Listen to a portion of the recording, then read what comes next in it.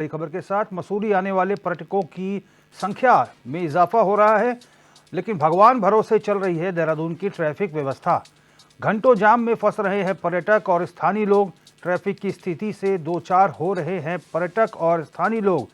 Mussoorie Dehradun highway पर लग रहा कई किलोमीटर लंबा जाम।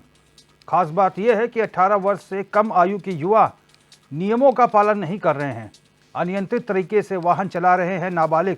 देहरादून के ट्रैफिक को लेकर कोई भी कड़े इंतजामात नहीं किए गए हैं, ये चिंता की बात है।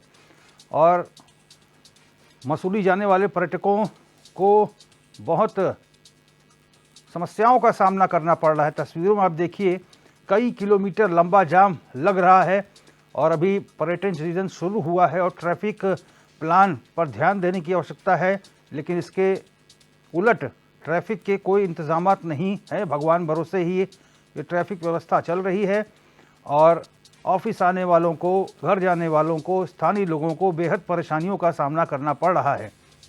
नाबालिग जो है वो नियमों की धज्जियां उड़ा रहे हैं।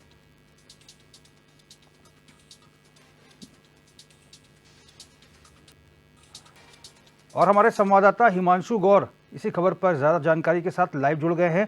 हिमांशु, जो तस्वीरें आपने भेजी है बड़ी चिंता वाली बात है, क्योंकि राजधानी देहरादून में मसूरी देहरादून हाईवे पर इतना लंबा जाम लग रहा है, लेकिन व्यवस्थाएं जो है वो चाक चौबंद नहीं है। बड़ी चिंता वाली बात है। इसमें प्रशासन को निश्चित तौर पर कोई कदम उठाना होगा। जी बिल्कुल रोहित, देहरादून की जो ट्रैफिक व्यवस्था है वो इस समय पूरी तरीके से चरमराई हुई है, क्योंकि गर्मियों का सीज़न शुरू हो गया है। ऐसे में दिल्ली, हरियाणा, पंजाब से जो युवा मसूरी प्लान घूमने का प्लान बनाते हैं उनके लिए एक खासी समस्या होती है, क्योंकि मसूरी देहरादून जो राजमार्ग है उस पर जाम की समस्या लगातार बढ़ रही है। और देहरादून की मैं बात करूँ तो यहाँ के जो SSP ट्रैफिक थे सर्वेश पवार, उनका ट्रांसफ़र हो गया है और उसके बाद देहरादून में अभी तक भी SSP ट्रैफिक की नियुक्ति नहीं हो पाई और ट्रैफिक व्यवस्था पूरी तरह से चरमराई हुई है, जिसको लेकर अभी तक RTO देहरादून और ट्रैफिक पुलिस और MDDA जो मसूरी देहरादून विकास प्राधिकरण है उसने अभी तक कोई पुख्ता इंतजामात नहीं किए हैं। जी, ये बड़ी चिंता वाली बात है, क्योंकि SSP का ट्रांसफ़र हो गया और निश्चित तौर पर अगर SSP होते तो ट्रैफिक व्यवस्था को लेकर उनकी तरफ से कोई दिशा निर्देश दिए जाते और ऐसे में प्रशासन को ध्यान देने की आवश्यकता है, क्योंकि लगातार ये कई किलोमीटर लंबा जाम है, इससे लोगों को खासी दिक्कतें आ रही हैं। लोगों का क्या कुछ कहना है हिमांशु? जो लोग ऑफिस जाते हैं, स्थानीय लोग हैं, जो महिलाएं हैं, स्कूल के बच्चे हैं, वो तो बेवजह ही परेशान हो रहे हैं इसमें। उनका क्या कुछ कहना है?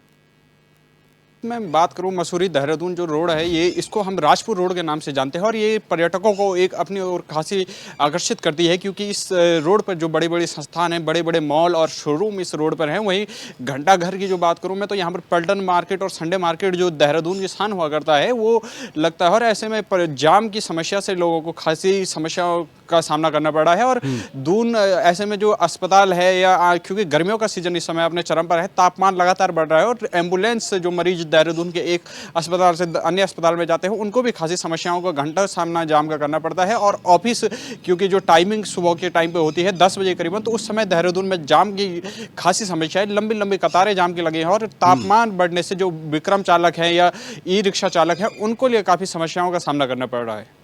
निश्चित तौर पर ये बड़ी बात अब हिमांशु आपने कही है कि एम्बुलेंस का जो संचालित होती है उनको भी बड़ी समस्याएं आ रही हैं। RTO का क्या कुछ कहना है और जो स्थानीय प्रशासन है वो क्या कह रहे हैं कि कब तक व्यवस्थाएं ठीक होंगी? क्योंकि हम सड़कों पर देख रहे हैं, कभी हरियाणा की गाड़ी आ रही है, कभी पंजाब से गाड़ी आ रही है, गाड़ियां दिल्ली से आ रही हैं, यानी पर्यटकों का लोड बढ़ रहा है। प्रशासन क्या कुछ कह रहा है? RTO विभाग, अगर स्थानीय प्रशासन की बात करें तो कैसे उनका ट्रैफिक प्लान क्या रहने वाला है? जी रोहित, विगत दिनों में हमने RTO सुनील शर्मा से बात की तो उनका कहना है कि 18 वर्ष जो नाबालिग बच्चे हैं उनको वाहन ना दिया जाए और उनको वो वाहन चलाते हुए, क्योंकि हेलमेट का वो प्रयोग नहीं करते हैं और तेज़ रफ्तार के जो प्रिय होते हैं, और ऐसे में अगर वो पकड़े जाते हैं तो उन पर कार्रवाई ना होकर उनके घर वालों पर कार्रवाई की जाएगी और 25,000 रुपये तक का जुर्माना उनके ऊपर लगाया जाएगा। लेकिन ये प्लान धरातल पर देखने को नहीं मिलता है, क्योंकि हम देखते हैं कि आए दिन देहरादून में जो नाबालिग हैं उनके दुर्घटनाओं का शिकार होता है। मैं बात करूँ माल देवता रोड की हो या रायपुर जो रोड है, वहाँ की जो घटनाएं आए दिन हमारे सामने आती है। इसके इधर जो बीच ट्रैफिक में जल्दी की होड़ जो युवाओं में रहती है, और हरियाणा यूपी की आपने बात की तो इन प्रदेशों से आए हुए जो युवा हैं, इनकी आए दिन स्थानीय पुलिस से भी झड़प देखने को मिलते हैं, क्योंकि एक अहंकार में ये रहते हैं और इनके जो चालान करने के बाद ये स्थानीय पुलिस से इनके झड़प के मामले आए दिन हमको देखने को मिलते हैं। जी चलिए हिमांशु, बहुत बहुत धन्यवाद हमसे बातचीत करने के लिए और दर्शकों तक जानकारी साझा करने के लिए।